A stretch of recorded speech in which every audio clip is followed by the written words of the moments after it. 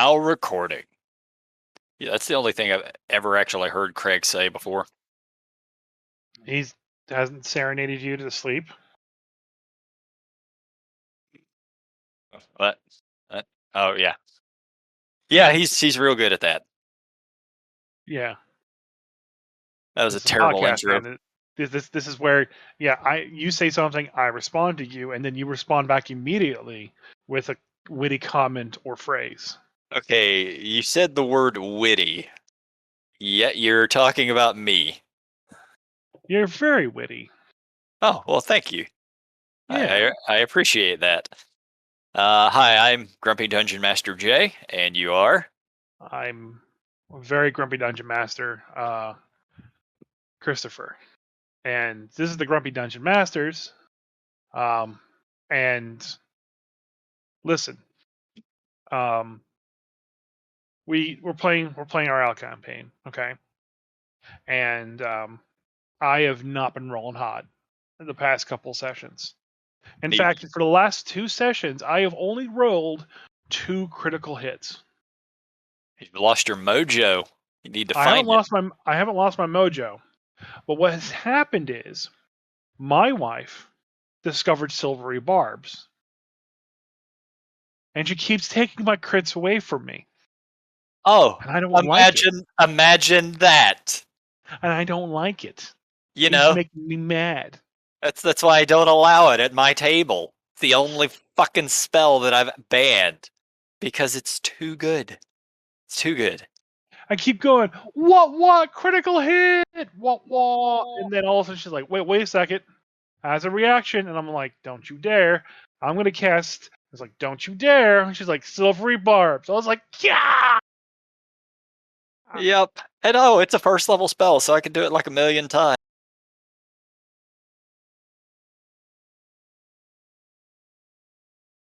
Oh Yeah, man, it just.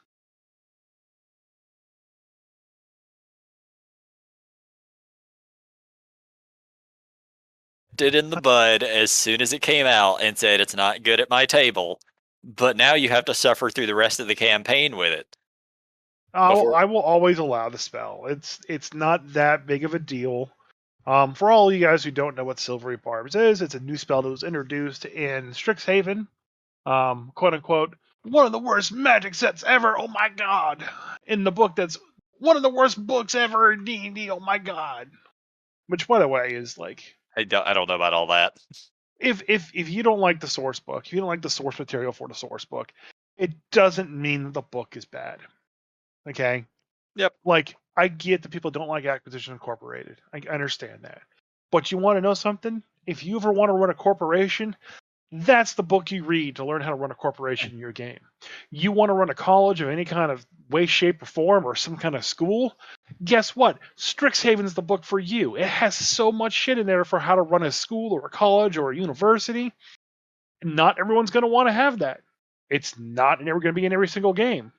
But by all means, if you want to have some kind of really cool adventure that takes place at a mage college, well, guess what? Strixhaven. Everything else in it may suck. You may hate Owlin for like, oh my Alkin. god, flying at level 1 is so overpowered. Who cares? You can still say no. Yep. And I can say no to Silvery Barbs, which is a new spell introduced in the book, which reads as follows. I know we discussed this in a podcast years ago, but I know we have a lot of new listeners out there. By years ago, he means a few weeks ago. Um, Also, anyone who what's last year? anyone who thinks Strixhaven is like the worst magic set ever wasn't around when Fallen Empires was a thing. Yeah, that's true. All right, so Silver Barbs, first level spell. It is a reaction spell, instantaneous, range of 60 feet. You magically distract the triggering creature and turn its momentary uncertainty into encouragement for another creature. The triggering creature must re-roll the d20 and use the lower roll. You can then choose a different creature you can see within range. You can choose yourself. The chosen creature has advantage on the next attack roll, ability check, or saving throw it makes within 1 minute. A creature can be empowered by only one use of the spell at a time. So it's essentially basically, oh, you crit? No, you didn't. And that's pretty much the only time people use it. Oh, you succeeded on that save? No, you didn't.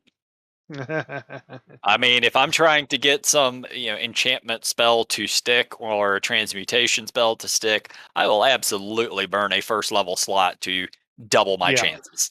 Oh yeah. It's a great spell. It works real well. Um, I'm really proud of my wife playing her bard. She seems to. I think she found a class that she's really good at, even though she may hate being in that class. um, Yep, but it bards in fifth edition don't suck. yeah, they're really good. They're not a lot of damage. You can try really hard to make them a lot of damage, but that's not their role. Their role is to basically make it so I can't kill you.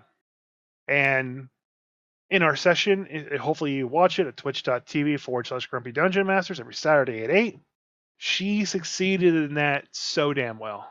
I opened up with like fireball, surprise attack round, murdering everybody, killed the Haragon, trying to push some motherfucker off the edge into the lava. And here's my wife with all these reaction spells and like these buff spells. She buffed everybody so like the next wisdom save was at advantage, and it was right when I was about to cast a thing that basically incapacitated everybody via a failed wisdom saving throw. So like she was on the ball getting all the What the spells hell? off at What time. what spell grants wisdom bonus to everyone? Um I will look up her character real quick. Yeah, because I remember that as a third edition thing, but I've looked for stuff like that in fifth, and I don't recall any of it. There are a few books I don't add, or I don't have. I don't have Strixhaven, so maybe it's something out of that. Uh, yeah, I know. Yeah, I don't think you allow acquisitions ink in your I do. campaign. I don't. Oh, I do. okay. None of the spells in there are really cool or really bad. But Insight Greed is a really good spell. Oh, yeah, that's right. That is from there. I Hmm. actually kind of like Incite Greed. Yeah. I do not allow acquisitions ink stuff in my own game, but Well, I don't have a problem with Insight Greed. Like, it's a good spell. and I also like Jim's Magic Mist. I like what they did with the spells. They changed them a little bit because like D&D has this big world where like here's Tasha's spell, Mhm. here's Otto's spell, like here's Jim's Magic Missile. It adds more damage and makes it so like hey you could blow it up and there goes your face. Is his name just JIM or is it Yeah, JIMM? no, it's JAM. No, it really should have been double M. Then at least it feels like a fantasy name. You know, like Bob. Bob could be a fantasy name if it's like BAWB or something. But Oh, it turns out that the spell that she used actually is in Acquisitions Incorporated. there you It's go. called it's called motivational speech. It has some flavor text to it. It says, "I once heard a motivational speech by Jim, and it was the worst 90 seconds of my life. What does Omen see in him, anyways?" Said by Brilliant. Walnut Dankgrass. So Wait. Walnut dank grass. yeah. Oh my god. All right. That's brilliant. It's a third level enhancement spell. Uh, and casting time 1 minute. So I don't think she could have probably cast it the way she did, but oh well, mistakes happen. Who cares? Yeah. Um, It says you address ally, staff, or innocent bystanders to exhort and inspire them to greatness, whether they have anything to get excited about or not. Choose up to 5 creatures within range that can hear you. For the duration, each affected creature gains 5 temporary hit points and has advantage on wisdom saving throws. If an affected creature is hit by an attack, it has advantage on the next attack roll it makes. Once an affected creature loses temporary hit points granted by the spell ends for that creature. What's the duration And on it? actually, it's not 5; it's 10 temporary hit points. I guess the spell said 10, but something that she has made it. Or the spell says 5, but something she did says 10. Huh. What was the Um, duration? 1 hour. Okay. Yeah. See. Yeah, that's actually a good spell. They definitely had stuff like that in third edition because I used that spell pretty regularly to boost somebody's wisdom. Yeah, Because there's a lot of encounters that you're going into. We were playing against a lot of mind flayers and stuff, so wanted that yeah. wisdom bonus. Oh yeah, definitely. And like I said, she used it and it helped out quite a bit in that moment, you know. Yeah. So even if the mistake aside, you know, it's still just like she picked a lot of spells that were like, you know, charm person, charm monster, like a lot of like lockdown spells, Right. and that's really where the bard shines. You know, the Yeah. bard, I could, it may feel crappy not contributing to the DPS, but if you charm a monster, okay, and it is paralyzed by the charming spell, okay, um, or you do something that basically you can like, oh, can just yeah, I want you to lay down and grovel, or something along those lines, and you give that person advantage. You know, that opens up so many more doors to just doing so much more damage. Well, the truth of the bard class is that it's a utility class. It always Yeah, has. It always has been a utility class, but in the earlier editions that it was in, it was always hampered by not really and truly having its own role. In fifth edition, the utility of it is absolutely capable of being just a straight DPS class if you want to build it that way. Because yeah, you, as you level up, you can learn spells of all the different classes. If you want to learn a druid spell, you can learn druid spells. If you want to learn wizard spells, you can. Fireball, lightning bolt, you still have access to all of that stuff, and you can do a ton of damage with that. But at the same time, you can throw fireball, and you could throw healing word.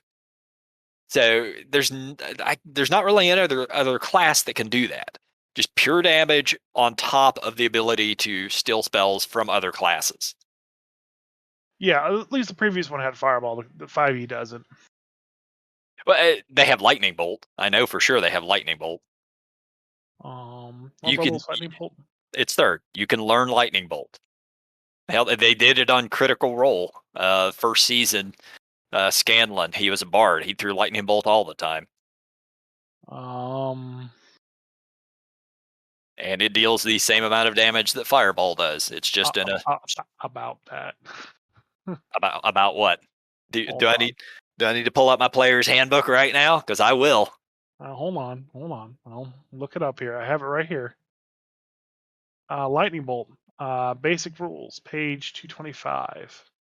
Available for the sorcerer, wizard, circle of the land, mountain, the fathomless, and armorer. Bard is not available for lightning bolt. All right, here we go. Oh, you don't believe me? I'm just looking at the source material. uh, Okay, I'll have to cut this because I'm gonna actually have to read. At sixth level, you learn two spells of your choice from any class. Spell you, sixth level. Okay. yeah, it's under College of Lore.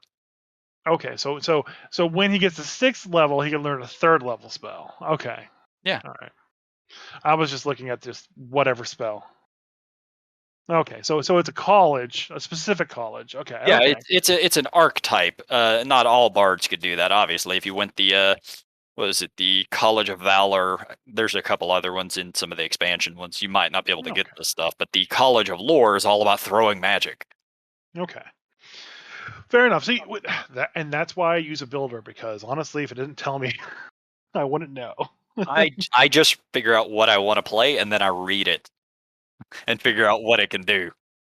So I figured out what I'm going to play next, and we actually may have a chance to play this on our stream, because once our campaign's done, I'm going to step back from DMing, let one of my players DM, and I get to play for a little bit. And I think I already know what I want to be. I want to be a chromatic dragonborn. Okay. I'm going to go black, I think. I may go red, but I'm thinking black. Okay. And I'm going to be a hexblade warlock. And I've already confirmed that I could change this a little bit, but I'm gonna, instead of having a Shadowfell deity that I made a pact with, it's just gonna be Tiamat, All right. and I'm gonna be a Hexblade Warlock, and I'm going to basically use the Pact Blade feature to create a two-handed greatsword for my character. Okay. I'm just gonna run around swinging that thing, and that's all I'm gonna do. I'm gonna go completely anti-warlock Yeah. and So you, yeah. never even pick up Eldritch Blast. Yeah, you're playing Thaladard. Shut up. He has no shield. You're Thaladard has a shield. Oh, I'm sorry. Okay, so you're playing just a random barbarian character who does it through magic instead of through strength. Yes. That's a very Christopher way of doing things. It is. Yeah, it is getting creative. So there's Yeah. that. I mean, one of my favorite classes that I never got to play was actually in fourth edition, and it was in the Scion class, Hmm. and essentially it lets you create a blade made of light, and then you could throw this blade around at people. You could create force fields. You could like pull people, push people, lift people into the air. They have a You could class like that. It's called a Jedi. you could shoot lightning at them. Um, yeah, it was a Jedi. Could It you was just mind a Jedi. control people? Yeah, Yeah, you can these. mind control people. Yeah, Yeah, you you can do want that to too. go home and rethink your life. Yeah, you could do all that. It was a Jedi. It was just a Jedi, and but I wanted to play it so bad, I never got a chance to. Face magic. Hmm. A couple of friends of mine posted. Let me find this thing. Where is it? Come on, Facebook. There it is. So it's the build your own D&D party. I Uh don't know if huh. you've seen these things. So you start with $100, and Okay. at $50, you've got Yoda, Gandalf, Doctor Strange, and Thor. So $30 is Geralt, Drist, Conan, and Dumbledore. $20 was Legolas, Blade, and two guys. I have no idea who the hell they are. Maybe I'll have to send this to you. What are they? Yeah, send it to me. All right, well, let me save it.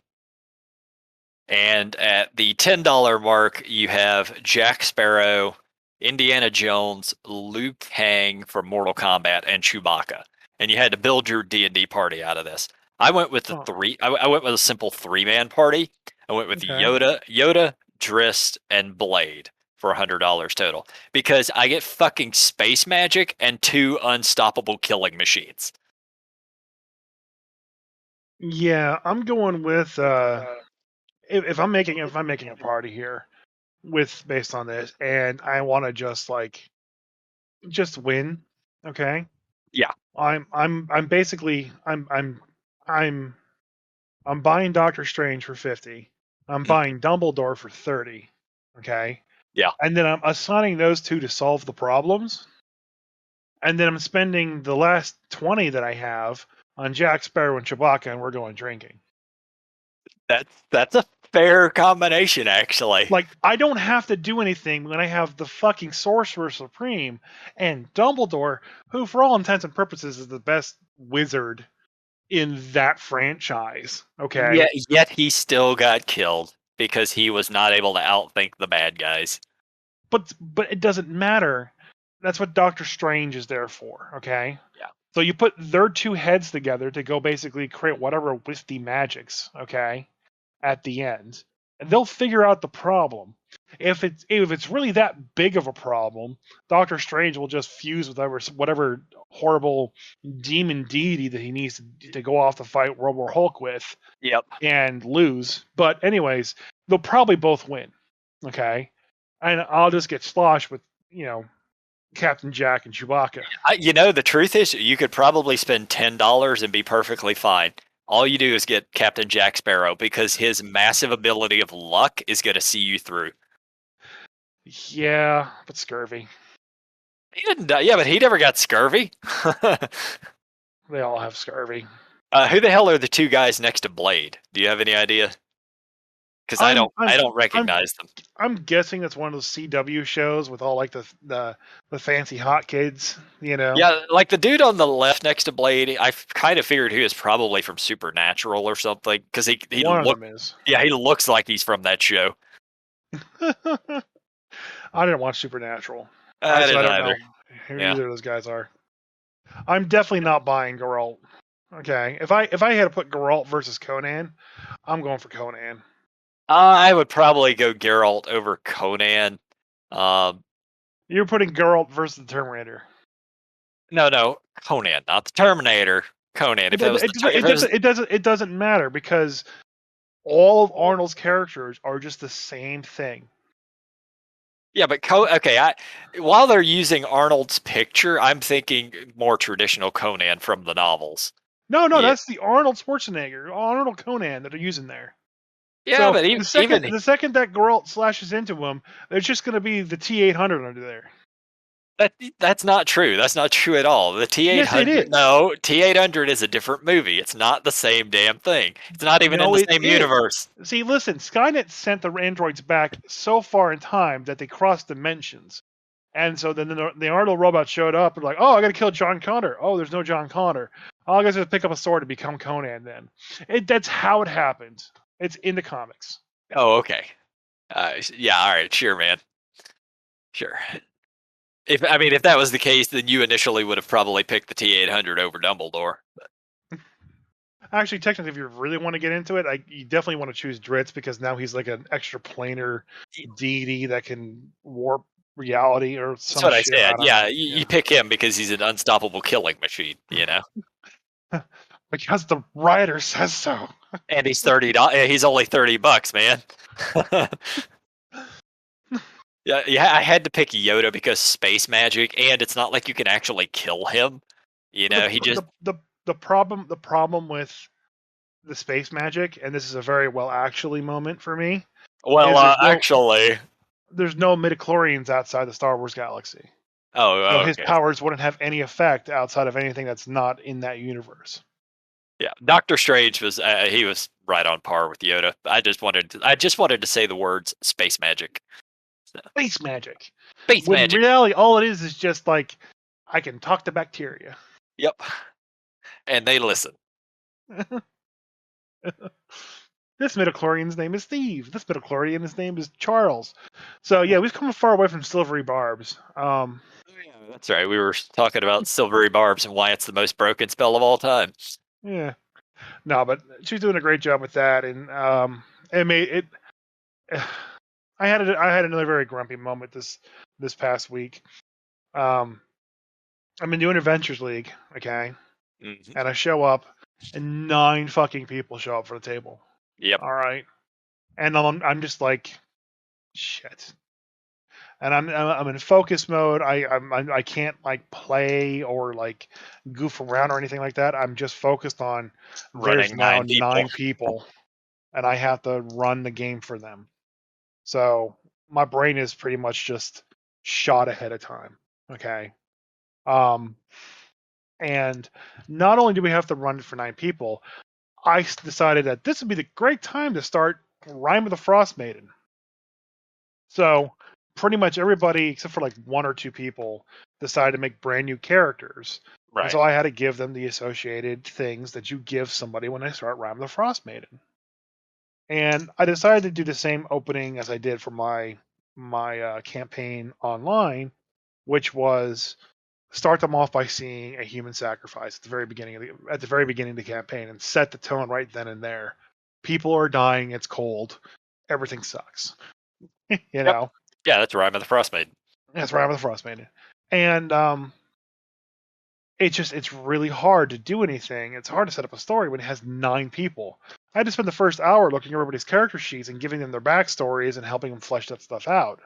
So we only got to play for like 2 hours. Um and then when combat started, I didn't even roll initiative. I was just like, I'm going left to right. Monsters are happening every 3 people. Good luck. like that's how it's gonna go. It's a creative way to do that. Yeah, it's not, it's definitely not rules as written, but when you're in that scenario and you have Yeah, limited time, just make it yeah, work. exactly. So they went through and they murdered a bunch of crag cats. Had a couple players on one side of the table kind of bogart the encounter, like, oh, they're immune to spells after like all the spells fail, Yeah. when it's not their turn to say anything. But 9 people, you can't really control everybody.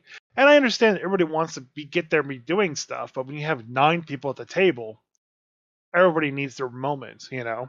So by the time I do like let's just say player A's thing, And then I get to like player D. Player A wants to do something now in reaction to player D, but I still got E through whatever left to go. It's not your initiative. So it's just rough and it's very hard. But we had 2 new players, and they were great. And the one player decided to play a prank on me. I was talking to them offline about their character, and they mentioned to me like, "Oh, by the way, I'll have dark vision." And I was like, "Oh, great! Wow, amazing! You have dark vision! Ooh!" And they're like, "What's that reaction for?" And they kind of like told them about the meme about uh, I have dark vision. dark vision. Yeah. Yeah. So she's like, "Oh, that's kind of funny, ha ha ha." Well, that player decided basically to have another player interrupt me, okay, and let me know that they had dark vision after like the moment after the tournament. And the second she said, "Oh, Chris," the other person went, "Oh, Chris, wait, I have dark vision." I was like, "Okay." Shit you not, 3 other people went, "Oh, I also have dark vision. Oh, and I have dark vision. Oh, and I have dark." I was like, I don't care if you have dark vision. It's not relevant to what's currently happening. None of you, it doesn't count. I don't care. Eddie, you can have dark vision. It's never gonna work. It's middle of damn day. It doesn't matter. Well, it's It's the destroyable. rhyme, so it's the rhyme. So it's like it's dark outside always. So they're like, "Oh, this is relevant. I have dark vision." Yeah. No, no, I don't care if you have dark vision. But it was funny, and it's Damn just, players. I know. Yeah, it's funny you would mention having 9 players. So as we do, as I do, I occasionally go back and start looking at old modules and things in my collection. And our buddy Dan was talking to us about the game he had played in recently, where his dungeon master had gone back and taken one of the old first edition modules, updated it for 5e, run them through it, and how much fun he had doing that. And I was looking back through one of them I have. It's first edition called "To Find a King." This was written in 80s, 85, and it's written for the RPGA, which I've mentioned before, which was the Role Playing Gamers Association. This thing, however, was actually written for tournament play, Okay. and which I haven't seen a lot of them that are specifically written for tournament play. And the encounters in these adventures were originally designed for a team of 10 characters, levels 4 to 7. F that. That's No. that's how your tournaments were run. Apparently, was 10 players. They're all pre-generated characters that are in the back of the book. Let's see, the highest level one was 6th, I think, and a couple of them were level 4. I guess you just sort of hand them out randomly. Okay. It's kind of interesting though. The tournament play, there's actually rules for it in here that I've never seen before because I own this shit, but I haven't read a lot of the stuff I own. Okay. Uh, the recommended running time is 3.5 hours per adventure, so it's roughly the same as Adventures League. It sounds like. And as originally run, achieving the goal was the primary victory condition, with area penetration secondary. Casualties, then expenditure of resources such as items and spells, were used as tiebreakers. And this thing has a scoring chart in the back of it. At the end of the adventure is a usable scoring system. The tournament also has various conventions which follow, and there's 5 different rules for tournament play. Players are presented with pre-created characters. Characteristics, equipment, spell list, and magic items are listed. They may not add to or alter this list. Number 2, players may only use the player's handbook during play. Use of the other rulebooks is prohibited. All personal magic items that the characters start with are known and completely understood by the owners. Number 3, there are no wandering monsters in tournament play. The random monster tables included here are for campaign play only. Number 4, Okay. monsters will fight to the best of their ability unless the tournament notes specify otherwise. Such monsters will neither check morale nor flee unless noted. Monsters will be full aware, fully aware of the capabilities of their weapons, magic items, and spells, and will use these to advantage. And the fifth one, tournament characters do not advance in level between rounds. The pacing of the adventures is such that no time for training is available between the scenarios. This module, it's about 30 pages long, and it's actually broken up into 4 different scenarios. So each one could be run as part of the tournament. Okay. This is actually, yeah, this is the second or third one of these modules in the list. So if you have them all, you can actually run them as a campaign. Basically like Icewind Dale or something. Okay. But yeah, it's just a neat little look into the past of like Dungeons and Dragons was originally designed as a war game, and Yeah. the first edition stuff still has a very war game feel to it. Yeah, with the fifth edition stuff, all that everything is campaign driven, it's story driven. First edition, there was absolutely story there, but it was built more as a tournament, as a war game, as a yeah thing like that. It's just kind of Yeah. neat to occasionally look back on that stuff.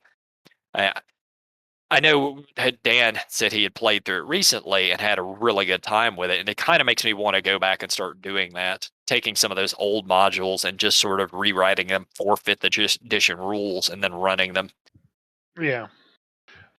But there's been like internal power creep with the character classes and whatnot ever Oh since God, then yes. too. Oh Yeah. God, yeah. Okay, yeah. Hang on. Let me find the. So level 4 to 7 characters. Mind you, there's 10 of them, but you're fighting a black dragon. Now it's an Ooh. old. It is an old black dragon. Uh, has an AC of 3, which is the equivalent of an armor class of about 17. Okay. Its damage is 1 to 4, 1 to 4, and 3d6. Its claw attacks do a d4 of damage. Uh, this thing has 8 hit dice and 48 hit points. Well, it's back when you're doing like 1 or 2 damage, right? Well, it used to at levels 4 to 7. I think you got 1 attack a round for the Yeah. characters. So And it's an ancient black dragon, right? it's an old black dragon. Like I think this one's beyond. It's beyond ancient. It's to the point that it's decrepit. You Okay. know, it's just so old and barely alive. Yeah, it's so old. But either Well, way, its breath weapon still deals 48 damage, so it will fuck you up that way. okay. The characters. Let me pull up a couple of character sheets real quick, just So as an so aside.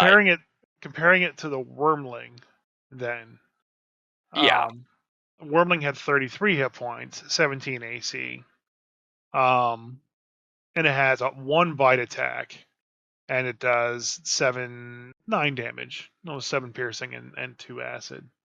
yeah. What's its breath weapon do? Acid, 15-foot line, DC, 11 Dex, 22 Yeah, okay. acid. So that Yeah, 5 yeah, to this hit. this thing's definitely more dangerous than a wormling. Not Uh, as much, but definitely not as dangerous as an ancient. oh no, God no, as it shouldn't be. I mean, the characters are fourth to sixth level. So there's 2 characters that are fighters and rangers that have one of them has 47 hit points, the other has 46. Uh, but let's see, at 6th level, 47 hit points is the highest of everybody. There's one character with 22 hit points at 4th level. So Yeah, yeah, like there's definite power creep in the editions. 3rd edition went up. 5e is just ridiculous with power creep. yeah, Everything just has so much higher numbers than they used to. sure. Acid breath at an ancient dragon is 15d8. Yeah, that's DC surefire. DC 22. Yep. Now the thing is, like the weapons damage for characters hasn't really changed since 1st edition. Not very little. Like a long sword still deals. It always dealt like 1d8. Short sword was 1d6. So that never really changed. I think it's just the amount of attacks that have changed. Yep. A frightful presence and 3 attacks. 1 with a bite and 2 with its claws. And then also 3 tail attacks during this. Oh yeah, yeah. Don't not to mention all the legendary actions. That's a new thing that was not around in the early days. Yeah. Um. Yeah. I know Tomb of Horrors was originally created as for a tournament as well. Mhm. Um. Oh yeah, And I know yeah, I know that one's kind of crazy, but that was only 5 players. I can't imagine 10. I don't know how you would do it. I don't know how you could play a game unless that session is super short. Like if you were to run it right now, it'd be like an hour, and just because the amount of players, that's why it took 4. yeah.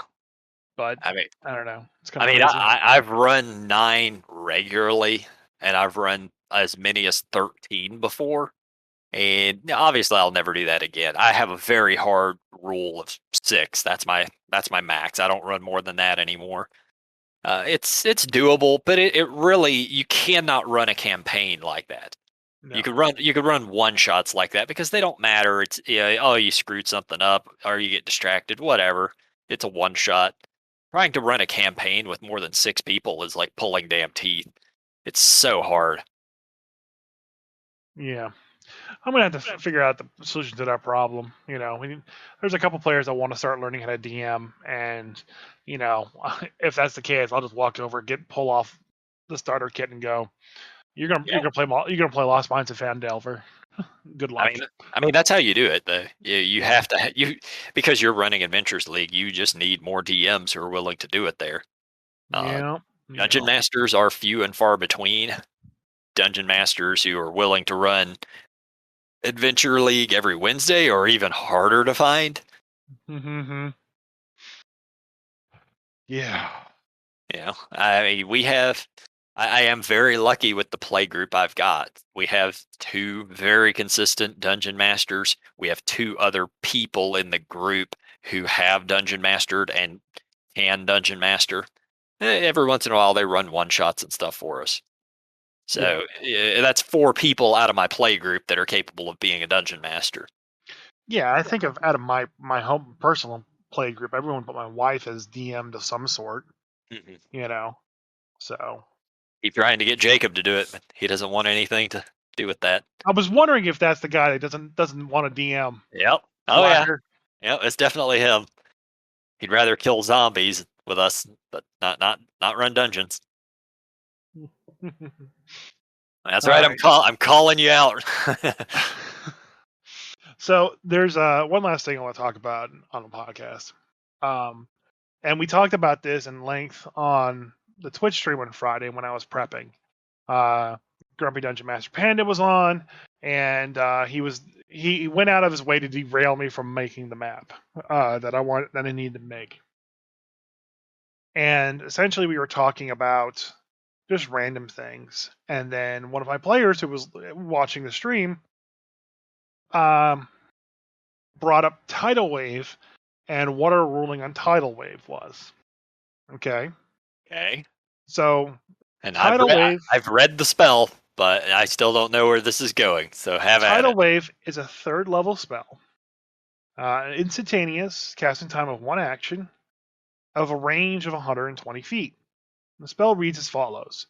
You conjure up a wave of water that crashes down on an area within range.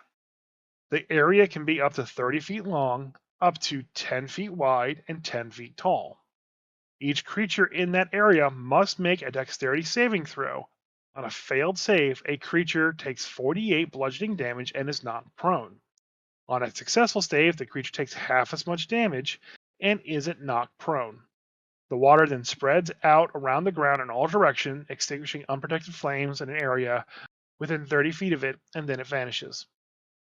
So, because the title of the spell is called Tidal Wave, okay, Yep. um, you're probably thinking that okay, I'm going to choose a point. Let's just say it's 5 spaces away from me, and bam, wave of water just comes out of existence, okay, and comes up from the ground or whatever and crashes down on somebody. Yep. But that's not really how it reads if you really get down to it, okay. And I will admit this is kind of almost creative use of game mechanics. All right. Um, you conjure a wave of water that crashes down on an area within range. Okay. So technically, it sounds like you're conjuring water wherever you want. It could be 120 feet up in the air. It could be on the ground or whatever. Yeah. You're just conjuring water, okay? All right.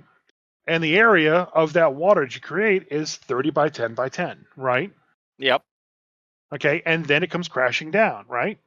Yeah. Okay. So let's just say, hypothetically, there was a dragon in the sky, okay?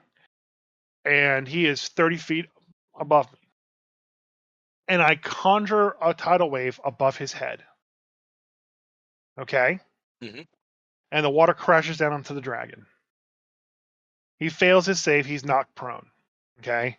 The dragon falls 30 feet, the water falls 30 feet as well, hits the ground. He takes the 48 from the water hitting him, and then he takes the 30 d8. Or sorry, the whatever the so it's 30 feet The up. So 3d6. um, no, Fall, it'd be fall damage is a d6 per 10 feet. okay. So 3d6. Okay, so it's 3d6 for the falling damage, and he hits the ground when he's prone. Okay, Hmm. didn't really hurt the dragon that much, but he's on the ground now and prone. Yeah. Okay, so what happens when the next mage decides? All right. Hold. Before you continue on, the one place you messed up was you said you summoned the water above the dragon. You Yes, wouldn't. Summoning it above him will do nothing. Summoning why it not? because the way this reads very specifically, the area can be 30 feet long, 10 feet wide, up to 10 feet tall. Each creature in that area. So you're effectively summoning not a cube, but like a rectangle of water. Okay, rectangle of water. So you It, summon it in him. Okay, every creature in that area must make that deck. So everything in that rectangle of water has to make that save. Not under okay, it, not above it, in it. okay. So he was in it then. Failed to Yeah. save, knocked prone, hit the ground, blah blah Right. blah. Yeah. Yeah. Whatever. Yep. Okay. So now the next mage is up. He thought that was super effective. Okay. I'm going to do the same thing. So what this guy does instead is 120 feet above the dragon, he summons the tidal wave of water. Hmm. Okay. And that rectangle of water gets created in the air, 30 feet long, 10 feet high, 10 feet high, 10 feet wide. Yep. And then it comes crashing down towards the ground. Yeah. And there's no effect of that other than Why it's not? because that's the way the spell reads. Uh, everything that is So you're saying that this water, which is now just this mass of 30 by 10 by 10 water, that's there just there's floating. there is an It's just effect. The water will fall, and yeah. the water then spreads out across the ground in all directions, extinguishing unprotected flames in its area and within 30 feet of it, and then it vanishes. That is the only effect of that. The only effects you Okay. get out of the spell are what happens to the things that are inside that rectangle of water, and Hmm. then when the water dissipates. So you're telling me that this giant cube of water, rectangle of water, okay, You made it fucking rain. Good job. That's what you did. this cube of water is now falling down in just one massive block, Hmm. okay, and it's gonna smash into the dragon, into bystanders, into a house. It's going to rain. You're gonna say it's gonna rain and not hit as a giant cube of water all at That is once. correct. And you want it because the spell does not say otherwise. You want to know the best part is it doesn't even get things wet because at the very last part of the last sentence is and then it vanishes. I'm not talking about things getting wet. I know. I'm just saying it's there and then it's gone. So let me tell you how Panda rules this. Okay, he says that you summon the water. Okay, and the effect goes off. And then, because it specifically says the water comes crashing down, okay, the very first sentence, the water comes crashing down, okay, I'm onto the listening. ground. Yeah, I follow. You're talking about a falling object that weighs into the tonnages of size, okay? So it does the full 20d6 damage as it falls. Yeah, see, I don't agree with that. I don't know if you've ever been to Six Flags or not, but there's a ride there called Splash Mountain where Uh huh. Nobody cares about the ride. Everybody likes to stand on the bridge above it because as soon as that, or maybe it's a log ride. I don't remember what. It's basically a coaster that goes down a water slide, and when it hits the bottom, there's a pool of water. So it just throws this huge wave of water into people. And that's it. You get hit with a wave of water, and it's over. Yeah, well, a wave of water dissipates very quickly. Yeah, but the wave of water is not falling 120 feet. If you were to take a dump truck and just have it hanging 120 feet and flip it over, it's going to drop some water and it's not going to hurt anything because it spreads as it falls. Mm-hmm. If it was a frozen cube, it would do a lot of damage, but it's not. Water dissipates very easily. I don't dissipate's not the right word, but that's the one that came into my head. Like it So you just don't think this magic's going to keep it in the 30 by 10 by 10 shape? No, I think it's summoned in the 30 by 10 by 10, and then it does what water does. It spreads. Yeah, but it's falling through the sky. Yeah, okay. It has no way to spread yet until it hits the ground. Yeah, and then things get wet underneath it, and that's it. And then they become not wet because it says it vanishes. Yeah, I mean, if you want to wash your clothes, it's probably the best way to wash your clothes. Yeah, You just take yeah, 48 bludgeoning damage when you do. yeah. Well, that's if you're in the initial summoning.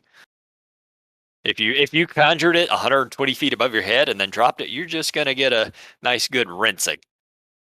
See, I'm kind of torn about it because, like, on one hand, I don't mind the creative use of game mechanics, saying that, hey, I just summoned this giant water droplet in the sky, okay, and I'm just dropping it on somebody's head.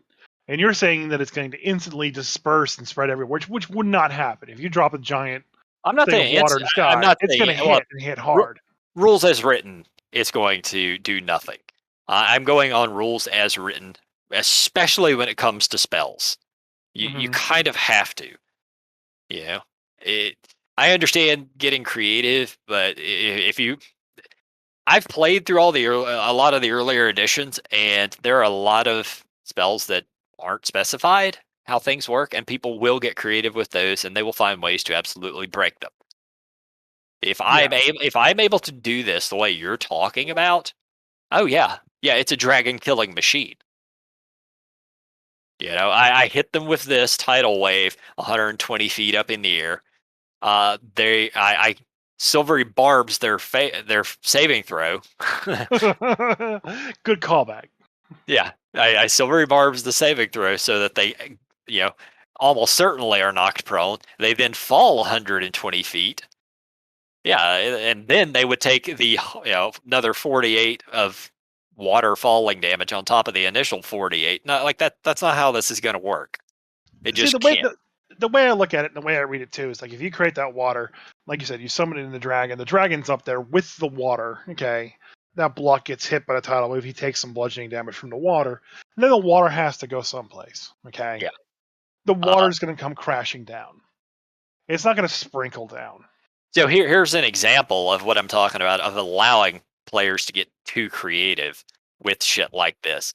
Directly below the tidal wave that you sent me the link to in the comments. For those of you who run into how much damage does tidal wave do to a fire elemental problem, here are some numbers for you. And they literally break down the numbers of gallons of water per cubic feet, how much damage it would do. And this spell doesn't say anything about that. They're talking about a fire elemental the size of an average human hit by a tidal wave spell. It would take 750 points of cold damage.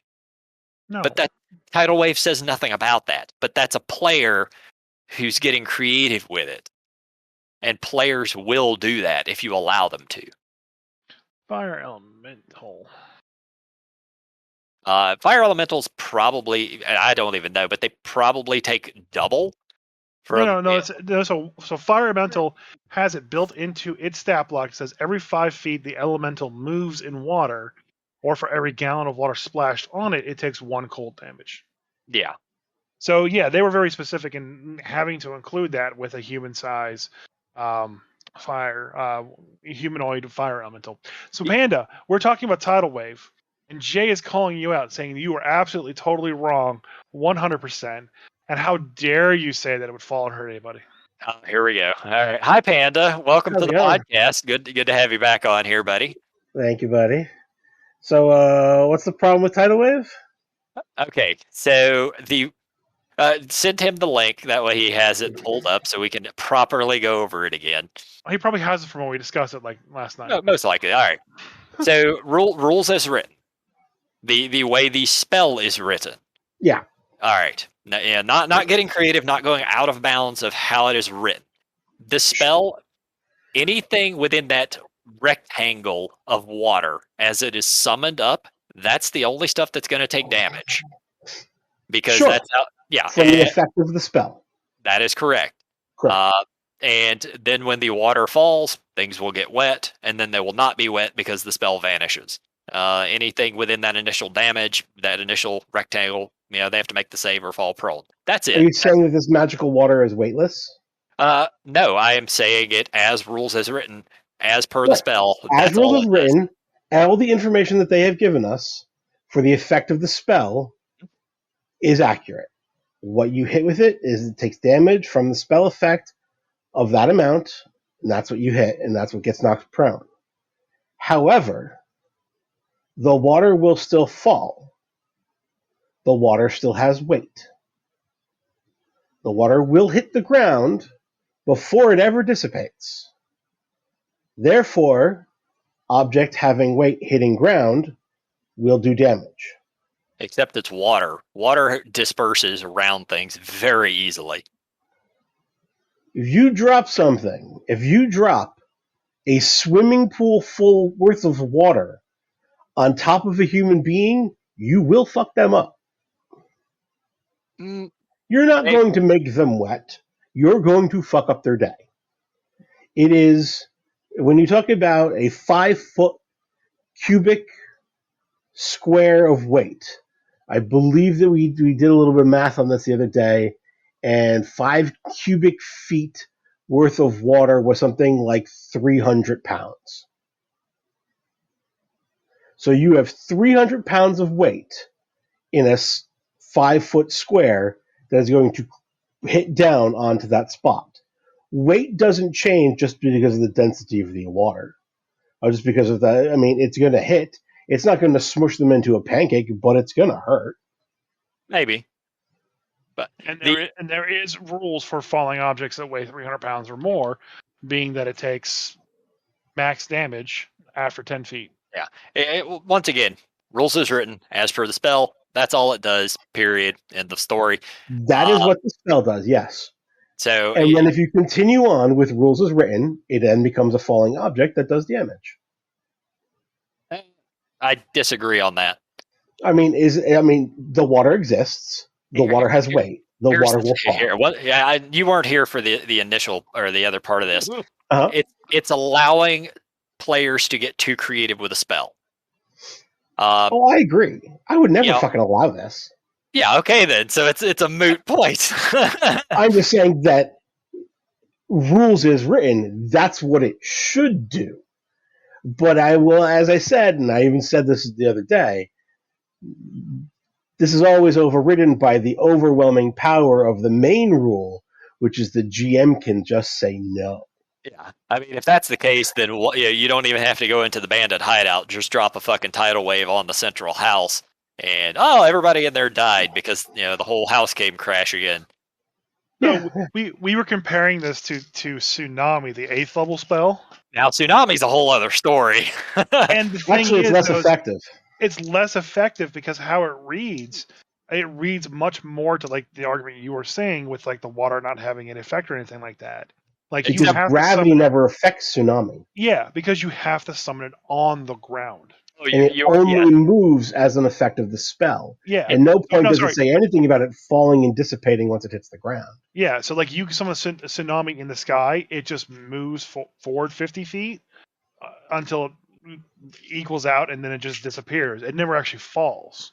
Except for the fact that it hits like a fucking Mack truck. I mean, it does the effect of the spell. Yeah. But at no point does gravity ever come into effect with Tsunami.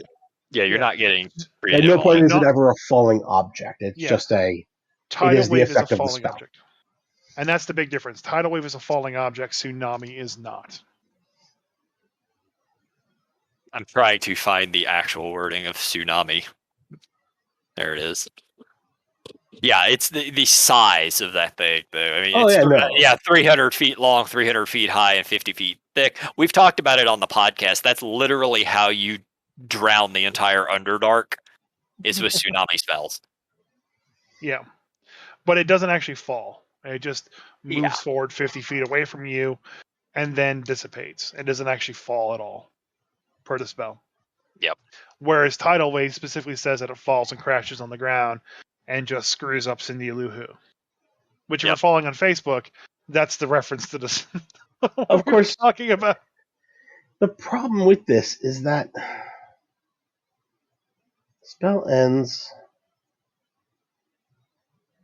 in the duration. The wall lasts for the duration.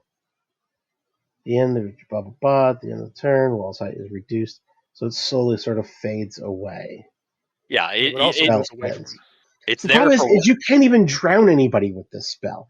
You can do a fuck ton of damage to them, but you could actually drown them with it. With tsunami or tidal wave? Tsunami. Oh yeah, well yeah, tsunami. It's a whole. Because takes a despite the minute to drown. size, it's going to keep shrinking, and it doesn't last long enough to get anybody with, Yeah. because it takes a minute to drown, Yeah. and it And only tsunami- lasts for 6 rounds. Yeah. Yep. Yeah, but the difference is this will deal damage for multiple rounds. Very true. Very true. Yeah, it's 6d10 the first round, then 5d10, then 4d10. Like it'll continue to go for a little while, and they have to make a strength saving throw every round, or continue to get pushed by it. If you want to get not rules as written and start, talking about other things you could do with it, what happens if you run them off a cliff or into a wall? At that With point, they're what? getting with tsunami. There's rules for falling off a cliff afterwards, though. You just become a falling object. Yep. Yeah, so it moves 50 feet away from you. So, it 50 feet, then 50 feet, and then it runs them into the edge of a wall where they take damage. Off a cliff. Yeah. I mean, you could definitely fuck up Whoville with tsunami. Unless they swim out of it. Yeah, if they make the strength save, they're good at that point. I guess the downside of this one is that if they pass the save, they don't even take half damage. Yeah. It's if they succeed, it's fine. No, on a failed save, creature takes 6d10 or half as much on a successful save. Does it say that? Yeah. Yeah, it's the second paragraph, the last sentence. Oh, yeah, there we go. Yeah. So real quick, going back to this whole, what does tidal wave do to a fire elemental problem? If you summon a tidal wave on a fire elemental, which is a large, it will only do that 6d10 and half on a failed save on its when the wall appears. On any subsequent turn, it is a save or nothing. Oh, okay. Because once you get to the second paragraph, that's where it then talks about the damage that happens after that. And that one specifically says, when it enters the move, succeed on a strength saving throw, take 5d10 damage. It doesn't say anything about half on a fail. It's only if you... yeah, I follow. Yeah. Either way, I still like Tsunami better, although it's way higher level, so you're not going to be able to cast it nearly as much. Very true. So real quick, about Tidal Wave on the Fire Elemental. Fire Elemental's large. Tidal Wave hits a large area multiple times. Okay? So let's just say they're on the ground. You summon Tidal Wave on the ground, so none of this falling crap that we were just talking about. And the Fire Elemental basically takes up a 10 by 10 by 10 area of the Tidal Wave. And the wave hits them, they take the bludgeoning damage, let's say they're knocked prone and all that good stuff. So there's 8 blocks total of water that hits and surrounds this fire elemental when tidal wave goes off. How do you guys rule that for the fire elemental with water's susceptibility, where for every 5 feet the elemental moves in water, for every gallon of water splashed on it, it takes 1 cold damage? Yeah, I'm reading that right now. That's a stupid thing for them to even have. For every gallon of water splashed on it. Like that's really just going to require somebody to do a lot of fucking math. It's 37 points of damage per 5-foot cube. Since it's 37 a times 2x2 by 2, that would be 37 times 8. Yeah. So 37 times 8 is 296 points of damage. Cool. Yeah, so that fire elemental is dead 3 Yeah, times over. which is still way off from the number this other guy gave of 750 points. Yeah, I'm not sure where he got that because the tidal wave. I think he maybe assumed that like the entire tidal wave hit the person. No, Yeah. I'd only count it for like every. I mean, for every 5 feet the elemental moves in water, Or has a every gallon of water water splash, or for so in the initial damage that it takes, if it doesn't move at all, then it takes that much of damage. Then moving through it, I guess it can take way more. Well, for every gallon of water splashed on it, there's 37 gallons for every cube space that it takes up because it's all getting splashed on it with tidal wave. You're killing me here. You're doing way too much fucking math for this. That's what I say. Water susceptibility, which apparently is a fire elemental stat that I had never seen before now. It's terrible. I would never use this. I would never try to use that. Listen, Smokey the Bear needs I'm trying to figure out why fire elementals fly. That makes me sad. Why don't fire elementals have a flight? I don't know. I don't know. Can they hover? No. Nope. They just have a walk speed. Looks like They have a walk speed. I don't like that. I mean, they move 50 feet, so it's a fast walk speed. Oh, sure.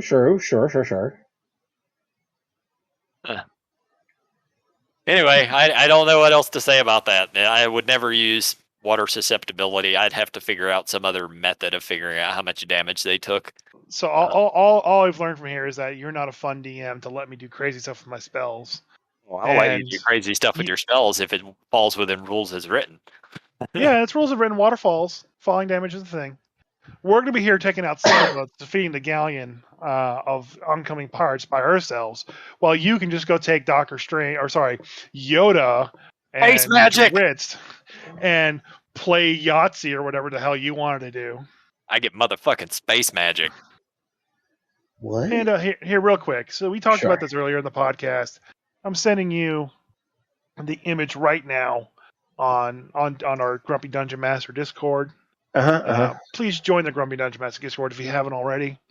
Who are you gonna buy for your D&D party with $100? Yeah, this podcast got a little extra long, and it's awesome. Thanks, we're just at an hour. All right, for my D&D party, I'm gonna take Doctor Strange. Smart call. Good choice. Because teleportation's always a good thing. I mean, the Sorcerer Supreme. Yeah. Some sort of fighty guy that can get me past some doors. Kind of tempted to take Blade. He's got good regeneration abilities. Takes a lot to keep him down. Conan would cause too many problems. Yeah, he would. He's too much of a pain in the ass. I wouldn't want him. Shitty TV Merlin is way too whiny. Again, I don't need him in the party. That's the one to the left of Blade. I knew I recognized him. Legolas can suck a dick. No, that's okay. I don't want Geralt in this. Dritz can go suck. I don't want him in this party either. Harry Potter and wizards are useless. Gandalf knows like 2 spells. So I'm sitting at $70. I got $30 to spend. I need somebody that can make those history checks. Outside of like Arcana stuff. So I'm going to grab Indy. No time for love, Dr. Jones. I'm going to grab Indy. So that puts me up to $80. So I only got $20 left. I don't even know who that last $20 guy is. None of us do. We think it's a guy from Supernatural. Okay. Did you need? You know what do I need a don't have in the teenage party right heartthrob now? for I don't have a charisma? charisma user. Hold Oh, on. I think that's the guy there. That's that $20 that charisma heartthrob. But I don't know. I think Captain Jack has better charisma than. No, I think I take Captain Jack. Oh yeah. You still Yeah. got another $10, right? And that still leaves me with $10. So I think I'm taking a Wookiee. Yeah, Wookiees. oh yeah, Yep. you're taking a Wookiee. Yeah, Wookiee's a good choice. Yeah. Liu Kang would have been an acceptable choice too. I mean, he throws fires and turns into dragons, which is pretty baller. Is that That's Liu no Kang? vault. Yeah. Yeah. Okay. Or is it? No, wait, no. That's Jackie Chan. I'm gonna say I think that's just Jackie Chan, buddy. No. That's Jackie Chan as Ryu. That's Jackie Chan. No, that is not Jackie Chan as Ryu because Jackie Chan never played I Ryu. was gonna say no, you did. I was gonna say, what are you talking about? No. He did. Hold on. No, he played Chun-Li. Chun-Li's the girl. Yes, Jackie Chan dressed up as Chun-Li in the movie City Hunter. Oh my god, I don't even know what No, the hell. hold on. I don't remember him going. I own that movie actually somewhere.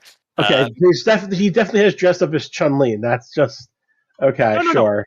I have it right now. I'll send you guys a video. He is Ryu in like some weird Street Fighter thing they did in China.